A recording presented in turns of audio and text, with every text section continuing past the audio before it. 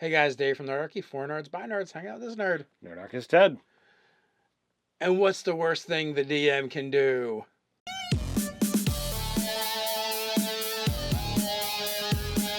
Start this video by thanking Nord Games, our sponsor. You can find a link to Nord Games in the description below, as well as a coupon code for 10% off. There's also a link down there that'll give you a discount on anything in the Nord shop. Games by gamers for gamers. Go get some Nord Games in your life. Today we are doing a new series we're starting, and it's like the worst GM mistakes, right? Is that what we're looking for? That's what we're looking at. The worst things you can do as a GM. Okay, the worst things you can do as a GM. And we figure this one will be fun because you guys can commiserate with us down in the comments of it as it goes. Because, we've made the mistakes, we've played with the mistakes. It happens. So I actually was inspired by Tim Kearney from Absolute Tabletop and Tabletop Terrors on this one. He actually articulated something really well that is what I believe, but but he articulated it better than I would have, and that is, one of the worst mistakes you can make as a DM is creating solutions, right? We do this all the time. It's a trap. Spoonie has a really great, video on this where they were talking about playing Top Secret back in the day. It's counter monkey, Spoonie, however you want to refer to it. Yeah, Noah Atweiler. But it illustrates the point really well. As a GM, when you create solutions in your games for your players to come up with, what you're really going to create is a problem for yourself and the game you're running. Because what tends to happen is the game gets bogged down. The players never come up with your solution that you came up with. So this always tends to happen where it's like, oh, in order to move the story forward, in order for the players to do anything else, they have to come up with this one solution. But they haven't come up with it, so the story doesn't come along, or it relies on a die roll that never happens. Exactly, and I've made that exact mistake, and like it was after a discussion about this particular topic previously, and I'm like, oh crap, why did I have him make a roll? I wanted to just say this.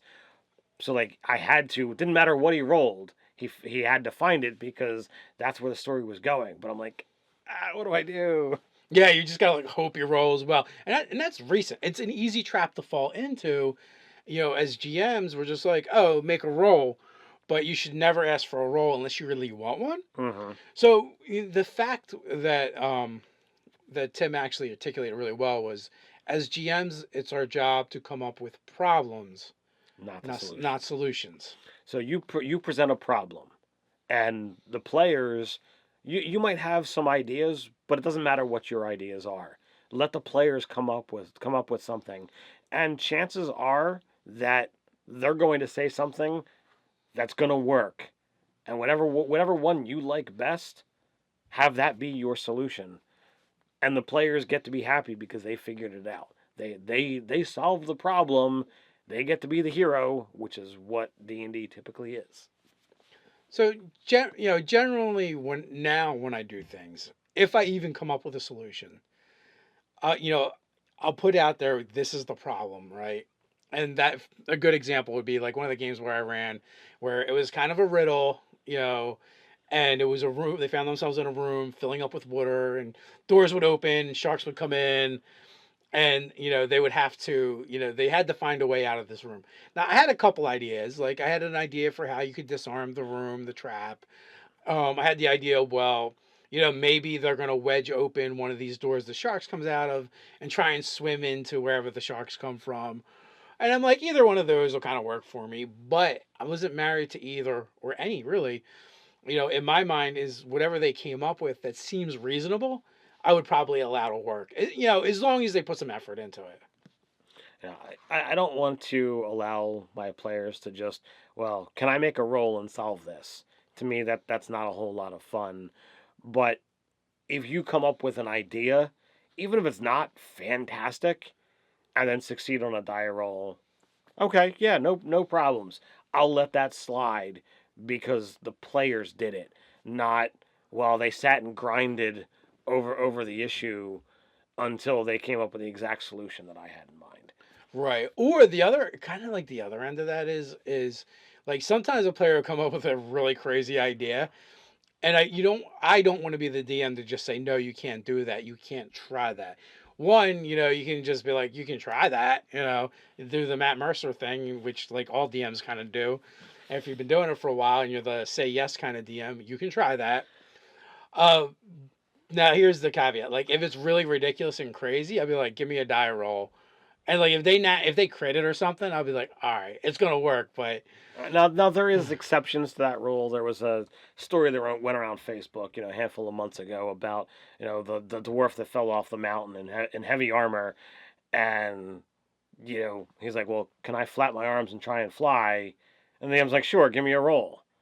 Well, he rolled a natural 20, and now he's apparently flying. And I'm like, no, like, you're not going to fly. You roll a natural 20, I'm not going to allow you to fly, but you can reach out and grab something, and you're holding on. You're not dying now. there's a difference between impossible and far fetched. Yes. Yeah, like if you're like, yeah, can I get a die roll to try and save myself? That's different. Or if there happen to be like already in the scene, there's flying monsters, down there. Can I get a die roll to try and guide my fall so I land on one of those? Sure, why not? Yeah, I would absolutely allow that one, but, a person without a flying speed attempting to flap their arms and fly, no, it doesn't work. Yeah. I don't care how many natural 20s in a row you roll, I'm not allowing it. Well, it's not even not allowing it. It's just like some things are ridiculous and they break the physics of our made up world, right? So that's different. Like True. it's someone might go, "Oh, well, I have Misty Step. Can I try and Misty Step back to the cliff?" Absolutely. And as a DM, I might say, "Give me a die roll," or I might say, "Sure, go ahead. Use the resource. You get to save yourself." It just comes down to letting your players be creative and trusting them to come up with good ideas. So that's why you want to create the problems and not so much worry about the solutions. you know Within reason too, just like you have to have realistic expectations of your players of no, you can't just flap your arms and fly. You can't put a problem out there that has no solution, and, and expect them to come up with one. Right. And that becomes a trap for GMs who go too far down this line of thinking. If you just say, well, all I'm going to do is create problems, let them solve it, then now you've gone too far. Now you're taking it, in the wrong direction.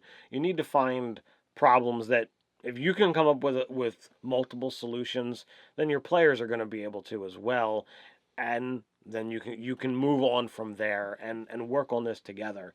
If for some reason your players are having a bad night, or the person who usually is the thinker in the group, is unable to make it, and you've come to the puzzle, well, then allow your players to get some clues or get a little bit of help, and you could not spoon feed them, but give hints as to what they might be able to do, and allow them to use dice rolls to put those pieces of the or hints together and be able to come up with a solution that's going to work because they need to be able to. I mean, we're talking about a game of heroes.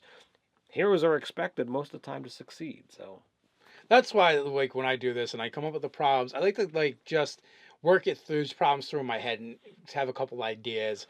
Like I said, I'm not married to them. I might jot them down for, like you said, if they're stuck, if they can't think of anything, then you might give them hints or clues. You may require a roll, you may not.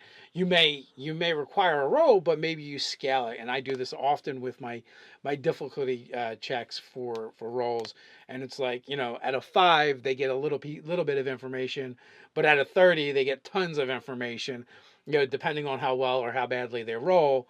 And a lot of times, if it's a skill they're trained in, usually like you're almost guaranteed a 5, +3, +2. You're kind of guaranteed. You can't get lower than a 1 on the die. So you're going to be able to at least give them one hint.